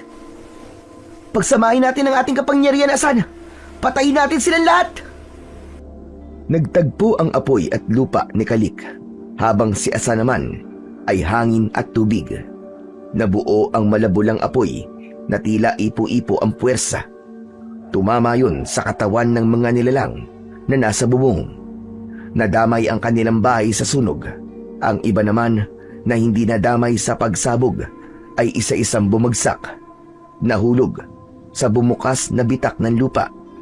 Sa loob ng ilang sandali, ang dating marahas na pag-atake ng mga aswang na tiktik ay nawala. Ang lupa ay muling nagsara at ang bakura nila ay muling bumalik sa katahimikan. Sa ilalim ng liwanag ng buwan, huminga ng malalim sina Kalik at Asan. Hindi sila makapaniwala na nagtataglay sila ng ganun na kapangyarihan. Dismayado na naupo sa lupa sina Asan at Kalik habang pinapanood ang nasusunog nilang tahanan. Lagot na! Nasira ang bahay natin, Kalik! Paano natin ipapaliwanag to kay Lolo Pilo? Sa ngayon, ay hindi na ako nag-iisip ng tungkol sa bahay ni Lolo Pilo. Dahil mauunawaan naman niya tayo eh. Ang hindi ko maintindihan ay kung bakit bigla tayong sinugod ng mga halimaw na yun. Napatayo si Asan at tangka na sanang magsasalita. Ngunit nagulat sila sa pagdating ng babaeng una nilang nakita sa kakahuyan. Mabangis ang anyo nito at galit na nakatitig sa kanila. Bumundol ang kaba sa kanilang dibdib na hindi inaalis ang paningin sa babaeng si Purita. Biglang may malamig na simoy ng hangin ang dumampi sa kanilang balat. Kasunod ng naglalagablab na kulay itim na usok na bumalot sa kanilang katawan. Isang hindi maipaliwanag na puwersa ang pumipigil sa kanilang katawan, na negasyon at kahit anong pagpupumiglas na gawin nila, para silang naging estatwa na walang buhay. Tanging ang mga mata at bibig lang nila ang nakikilos nila. Alam nila na hindi nila magagamit ang kanilang kapangyarihan kapag sila ay nasa ganong kalagayan. Nagulat na lamang sila nang dumapo sa kanilang pisngi ang malakas na sampal mula kay Aling Purita. Ang buong akala ko ay patay na kayong magkapatid. Sinasabi ko na dapat, unang kita ko pa lang sa inyo. Alam ko na kayo ang kabal na isinumpa ko. Anong pinagsasabi mo? Malakas na napahalakhak ng tawa si Aling Purita. Humakbang ito papalapit kay Asan. Mabilis rin ang tibok ng kanilang mga puso dahil hindi nila nauunawaan ang mga nangyayari. Ang walang hiya yung ama na si Roman. Itinago niya sa akin ang tungkol sa inyo. Hindi kayo totoong namatay. Paano nangyari yun? Paano? Mula sa kanilang harapan, nagwala si Purita. Nagpakita ito ng matinding kapangyarihan sa harap ni Kalik at Asan. Nagdilim ang bakuran. Nagbitak-bitak ang mga puno at nagliyab ang mga dahon. Uminit ang paligid habang bumabalot sa kanilang katawan ang kulay itim na usok. Meron din itong kapangyarihan na katumbas ng kanilang kakayahan. Sa bawat galaw ng kamay nito ay bakas ang matinding galit. Ganon, ikaw ang nagpadala ng mga tiktik para patayin kami? Anong kasalanan namin sa'yo? Wala kayong kasalanan. Subalit damay kayo sa naging kasalanan ng ama ninyo. Alam niyo bang siya ang pumatay sa nanay niyo? Mabuti na yung malaman niyo bago ko kayo papatayin. Sinungaling! Hindi ako naniniwalang kaya gawin yun ng tatay namin. Kahit hindi namin siya nakilala. Alam namin na mabuti siyang tao. Ha! Mabuting tao ba ang pumatay ng asawa? Pinatay niya ang anak ko. Pati ang asawa ko. Siguro kaya pinatay ng ama namin ang asawa at anak mo dahil mga aswang sila. Mga kampo ng demonyo. Dahil sa sinabing yun ni Asan, ay bigla siya nitong sinakal. Naramdaman niya ang pag-angat ng kanyang paa sa lupa. Unti-unting nawalan ng hininga si Asan habang dumidilim ang kanyang paningin. Ang mga ingay sa paligid ay naglaho. Napalitan ng katahimikan at bumigat ang kanyang katawan. Sa gitna ng takot at galit na nararamdaman, nasilayan niya sa mga mata ni Purita ang matinding galit at walang awang kapangyarihan ng isang mangkukulam. Pakawalan mo ang kapatid ko, hayop ka! Alam mong wala kaming kasalanan. Pakawalan mo kami! May kasalanan ba kayo o wala? Wala akong dahilan para buhayin pa kayo. Ang dugong nananalaytay sa inyong mga ugat. Yun ang naging kasalanan ninyo.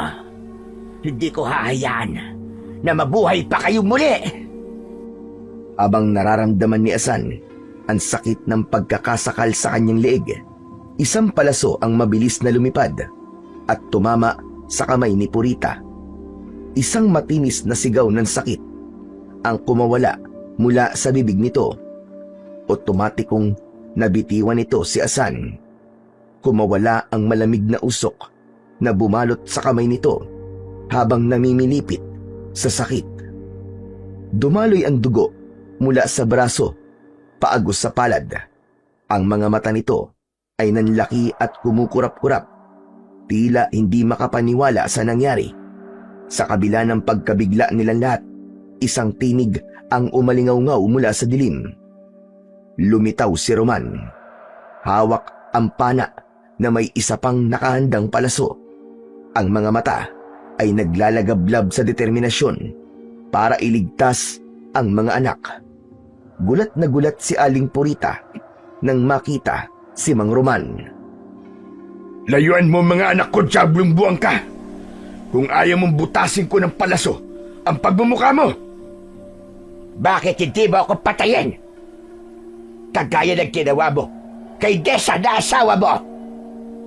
Alam mong hindi ko pinatay si Desa. Ginamitan mo ko ng mahikahayop ka. Kaya nangyari yun. Dahil sa pagkakaroon ng sugat ni Purita sa kamay, ay naglaho rin ang mahikang bumabalot sa kambal. Akma na sanang gagamitin ng magkapatid ang kanilang kapangyarihan nang biglang pinakawalan ni Roman ang maraming palaso. Tumama yun sa katawan ni Aling Purita. Ngunit hindi pa man ito lubos na napapatay. Bumaba ang isang malaking halimaw at dinagit si Aling Purita. Inilayo ito sa kanila at inilipad sa malayo. Sinubukan ni Asan na pigilan ng kapangyarihan niyang hangin ang mga ito. Subalit tuluyan na itong nakalayo. Sa kabila ng mga nangyari, naiwan na nakatayo si Mang Roman sa unahan ng dalawang magkapatid. Dahan-dahan itong humarap sa kambal, habang ang mga mata ay mapula dahil sa mga luhang napakatagal na naipon. Nanginginig ang labi ni Mang Roman na hindi mapigilan ang pagpatak ng mga luha. Mga anak, ang kambal ko. Ako ang tatay nyo. Ako si Roman. Kumislap ang mga mata ng magkapatid at ang kanilang mga puso ay kumabog ng mabilis, para bang naburaan lahat ng hirap at panganib na pinagdaanan nila. Pati ang sama ng loob na naiwan sa kanilang dibdib, naglaho rin at napalitan ng pananabik. Habang lumalapit si Mang Roman, nanginginig ang kanyang mga kamay. Halong pananabik at panghihinayang ang bumalot sa kanyang muka. Ang malamig na gabi ay tila uminit sa bigat ng kanilang pagkikita. Nang mag-abot ang kanilang mga paningin, sumiklab ang isang matinding damdamin. Tuwa ng pag-ibig ng isang ama ang naghari ng mga sandaling yun. Tay, kayo po ba talaga ang tatay namin? Akala ko, magagalit ako sa inyo dahil iniwan mo kami. Yung pala, hindi ko rin mapipigil ang sarili ko. Tay, mahal na mahal po namin kayo. Lumapit ang magkapatid kay Mang Roman at nagtagpo sa maigpit na yakap at paghagulgol ng iyak.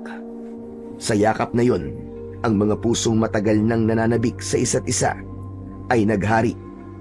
Ikinuwento ng kanilang ama ang buong katotohanan sa nakaraang sinapit nito sa kamay ni Aling Purita. Nalaman nila na matagal na silang binabantayan ni Mang Roman.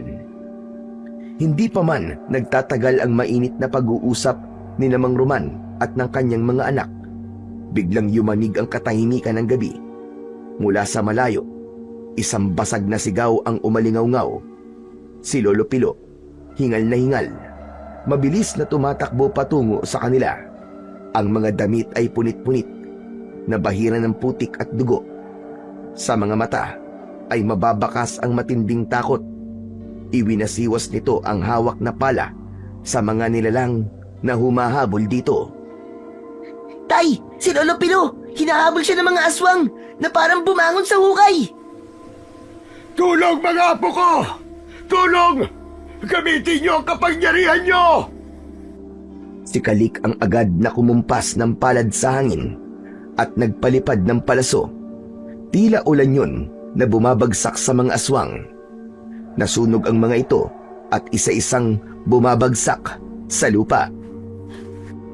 Mabisang panlaban sa kanila ang tubig. Sila ang mga aswang na amalanig. Gamitin niyo ang kapangyarihan ng kalikasan. Mag-iingat kayo, mga anak. Halos lahat ng kanilang atensyon ay nasa mga nilalang na nakasunod sa kanilang Lolo Pilo.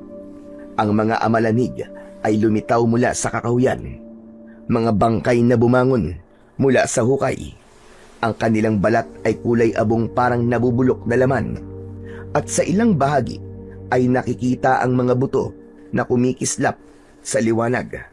Ang kanilang mga mata ay walang puti, purong itim na butas. Nakabuka ang kanilang bibig. May tumutulong malapot na likido na amoy nabubulok na karne. Ang mga galaw nila ay marahas, ngunit sabay-sabay, para bang hinihila ng iisang sumpa. Utos mula sa nagpapagalaw sa kanila. Ang mga kamay ng amalanhig ay mahahaba at butot balat na may matatalas na kuko na tila handang pumunit ng kahit na anong mahawakan. Sa bawat yapak nila, nagkakalansingan ang kanilang mga tuhod at buto, at ang mga yapak ay nag-iiwan ng malalalim na bakas sa malambot na lupa. Ang pagdating nila ay nagdala ng matinding pangamba. Tila mismong kamatayan ang lumapit upang habulin ang mga buhay. Hindi natakot ang kambal. Magkasama nilang inatake ang mga ito. Ngunit biglang nakalmot sa likod si Asan ng amalanhig na lumitaw bigla sa kanyang likuran. Kalik! May tama si Asan! Naramdaman ni Asan ang pananakit ng kanyang likuran. Inalalayan siyang tumayo ni Kalik, habang si Lolo Pilu naman ay nakarating na sa kanilang tabi. Pinatay ni Kalik ang aswang na kumalmot sa likod ni Asan, habang si Mang Roman naman ay panay ang pagpapakawala ng palaso sa ere. Bawat tamaan ay may tumutumbang nilalang.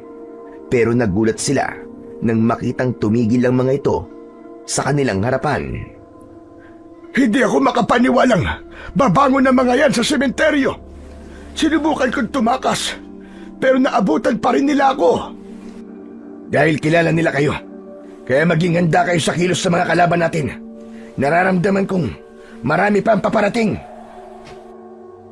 Habang nakatingin ang apat sa galaw ng mga kalaban, dumating mula sa impapawid ang malaking tiktik na may anyong nakakatakot na nilalang. Si Aling Purita muling bumalik bilang isang halimaw. Tay, paano nangyari yun? Hindi po ba't nasugatan na siya kanina? Hindi siya basta-bastang nilalang, mga anak. Sapagkat isa siyang mangkukulam na may itim na mahika. May kakayahan siyang magpahilom ng sugat niya. At kahit gaano pa kalalim ang kanyang sugat, sa oras na magpalit siya ng anyo, maglalaho ang mga yon at manunumbalik ang kanyang lakas. Mga anak, siya ang pumatay sa inyong ina.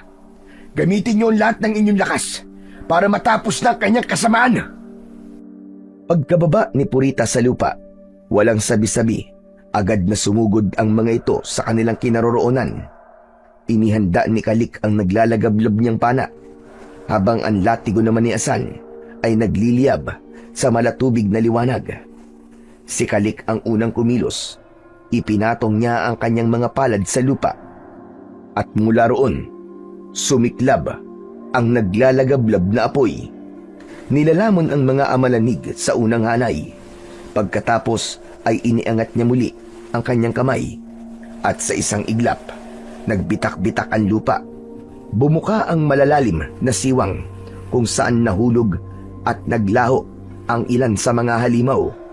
Ang kanilang mga hiyaw ay umalingaw-ngaw mula sa kailaliman.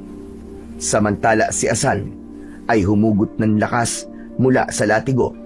Sa isang malakas na kumpas ng kanyang mga braso, bumuo siya ng malaalo na tubig na parang dagat na bumalot sa mga amalanig na sumusugod sa kanila. Sinundan niya ito ng isang malakas na buhawi ng hangin na pumunit sa katawan ng mga ito. Habang ang latigo ay tila kidlat na sumunog sa mga ito, lahat ng yun ay nagawang maiwasan ni Purita. Paano kayo nagkaroon ng ganyang kalakas na kapangyarihan? Huwag mo nang alamin, dahil mamamatay ka na rin, Purita! Dahil sa sinabi ni Mang Roman, inatake siya ni Purita, ngunit hindi rin nagpatinag si Mang Roman. Sa matalim na tingin at tiyak na galaw, iniangat niya ang kanyang pana at sa bawat bitaw ng palaso, tumama ang mga yon sa ulo ng mga amalanig. Bawat iwas naman ni Purita sa palaso, ang tinatamaan naman ay ang mga alagad nito, habang si Lolo Pilu naman ay nakipaglaban na rin gamit ang hawak niyang pala. Ngunit sa gitna ng kanilang tagumpay, biglang bumigat ang paligid. Isang hindi maipaliwanag na puwersa ang dumagan sa kanilang mga katawan. Nanigas si Kalik, si Asan at Mang Roman para silang mga estatwa na hindi makagalaw. Mula sa kanilang harapan, naglakad si Purita na may malamig na ngiti. Isa-isa silang sinuntok sa muka at bawat tama ay may kasamang nakamamatay na puwersa ng itim na mahika. Bumulagta sila sa lupa, hindi makalaban, habang sa kanilang mga tenga ay umalingaw-ngaw ang halakhak ni Aling Purita. Isang patunay na hindi pa tapos ang laban. Malakas si Aling Purita at ramdam yun ng batang si Asan. Ang buong akala nyo siguro ay ganun lang ako kadaling matalo. Hindi ako susugod dito kung alam kong talo ako. Umalingaw-ngaw ang sigaw nito at ikinumpas ang mga kamay. Tila inuutusan ang mga nakahandusay na mga amalanig. Mula sa kanilang harapan, nakita nila ang pagbangon ng mga nilalang na napabagsak lamang nila kanina. Muling tumayo ang mga amalanig, pasugod sa kanilang kinaroroonan, habang ang mga aswang na tiktik ay muling umatake na tila sumulpot mula sa kung saan. Si Asan na hindi nagpatinag, tumingin siya kay Kalik. Tila nagkaintindihan ang magkapatid. Ginamit nila ang mutya ng kalikasan habang nakahiga. Naghawak ang mga kamay. Nilabanan nila ang mahika na pumipigil sa kanila. Mula sa kanilang mga marka ay lumitaw ang pinagsamang kapangyarihan ng mutya ng kalikasan. Isang malaipo-ipong pagbuo ng puwersa ang ginawa ng kambal. Lumiwanag ang kanilang katawan at sa unang pagragasa ng kanilang kapangyarihan, tinamaan ang nakalutang sa hangin na si Aling Purita. Nawala ang paninigas ng katawan ng magkapatid. Natalo nila ang mahika ni Aling Purita. Bumagsak ito sa lupa at muling nagsalita habang sumusuka ng dugo. Hindi! Hindi maaari ito! Tapusan mo na! Meron pa kami natitirang kapangyarihan na siyang papatay sa'yo at sa mga alagad mo! Ginamit ni Nakalik at Asan ang kanilang kapangyarihan sa pagbibigay ng utos sa mga nilalang na nasa Himpapawid. Ang mga ibon na agila, lawin at maya, lahat ng mga yon ay lumitaw at inatake ang mga tiktik sa Himpapawid. Bumaksak ang mga ito sa lupa, habang sa lupa naman, sa ngalan ng kakayahan ni Kalik, inutusan niya ang lahat ng mga hayop na lumabas upang patayin ang mga amalanig. Gumalaw rin ng mga ugat at sanga ng puno na dumurog sa katawan ng lahat ng mga alagad ni Purita, na puno ng kaguluhan hanggang sa tuluyang maubos ang lahat ng mga kalaban. Si Purita naman tumayo siya at ginamit ang itim na mahika sa kambal, ngunit wala na yung bisa, habang ang dalawa naman ay inipon ng lahat ng lakas upang mabuo ang malabolang pinagsamang kapangyarihan ng 4 na elemento ng kalikasan, at ubod lakas nila yung pinatama sa nakatayong si Purita. Mula sa kanilang harapan ay sumabog ang katawan nito, nagliyab na parabang kwitis hanggang sa maging abo. Nanghihinang napaluhod ang magkapatid. Hindi nila akalain na matatalo nila ang malakas na kapangyarihan ni Purita. Maya-maya pa ay narinig nila ang boses ni Lolo Pilo. Mga apo, ngayong nandito na ang tatay nyo, maaari na kayong sumama sa kanya. Magkasabay na napalingon ang kambal sa gawi ni Lolo Pilo. Malungkot na mga ito at bakas ang mga luha sa mga mata. Parang pinipiga ang puso ni Asan nang makita ang reaksyon ni Lolo Pilo. Hindi po namin kayo iiwan, Lolo Pilo. Bakit po, Lolo Pilo? Ayaw niyo na po ba sa amin? Mahal ko kayo at masakit sa loob ko na mapahiwalay sa inyo. Pero si Roman ang tunay niyong pamilya. Kaya't sige na, sumama na kayo sa kanya. Tay, talaga po bang seryoso kayo? Ni magpapaiwan kayo rito? Kalimutan na po natin ang nakaraan. Nagkamali po ko. Hindi kita dapat sinisi sa pagkamatay ni nanay. Nagulat ang magkapatid sa mga sinabi ni Mang Roman. Nagpalipat-lipat ang kanilang tingin na para bang hindi sila makapaniwalang tinawag na tatay ni Mang Roman si Lolo Pilo. Lolo, akala ko po ba hindi nyo kami totoong apo? Pasensya na kayo. Hindi ko naman kasi alam na kayo pala ang anak ni Roman. Ngayon ko lang din nalaman nang makita ko siya rito. Tay, alam niyo po ba kung bakit kami nandito ng asawa ko? Dahil hinanap ka namin. Patawarin niyo po ko. Kaya nga po sa inyo ko iniwan ang mga anak ko. Nawala ang kanilang alalahanin nang magkayakap ang mag-ama at magpatawaran sa isa't isa. Pagkalipas ng ilang sandali, ay nagpakita si Diwatang Luntian. Balot ito ng liwanag sa katawan. Binabati ko kayo sa tagumpay, lalong-lalo na sa inyo magkapatid, Kalik at Asan. Pinatunayan nyo na hindi mananalo ang kasamaan laban sa puwersa ng kabutihan. Mga anak, siya si Diwatang Luntian ang nagbigay sa inyo ng mutya ng kalikasan. Kung hindi dahil sa kanya, ay hindi mawawakasan ang kasamaan ni Purita. Isang matamis na ngiti ang sumilay sa labi ng magandang diwata. Binalot ng liwanag ang buo nitong katawan at sa isang iglap ay nag-anyong usa ito. Gulat na gulat si Nakalik at Asan dahil nakilala nila ang usa na nasa harapan nila. Nakita nila ito sa kakahuyan na pumigil sa kanila para lapitan si Purita. Kaya naman napangiti ang magkapatid. Dahil yun ang iwaga ng mundo. Pagkatapos magpasalamat, ay umalis na si Diwatang Luntian. Pagkatapos nun, ay umuwi na sila sa kanilang bahay at bumalik sa dating baryo ng kanilang ama. Kapag sikat ng araw kinabukasan, muling nabalot ng liwanag ang kagubatan at alam nilang nagsimula na ang isang bagong yugto ng kanilang buhay. Mas matatag, mas matapang at handang harapin ng anumang unos na darating sa kanilang mga buhay. Ang kwentong inyong napakinggan ay larawan ng isang pagmamahal at pagkakaisa. Kahit gaano kalakas ang kadiliman, laging mananaig ang kabutihan laban sa puwersa ng kasamaan. Pinatunayan din na ang labis na paghihiganti sa kapwa ay magdudulot lamang ng kapahamakan at paggawa ng kasalanan. Sa huli, sisingilin ka sa lahat ng nagawa mong pagkakamali at babawiin ng iyong buhay sa pinakamasaklap na kamatayan.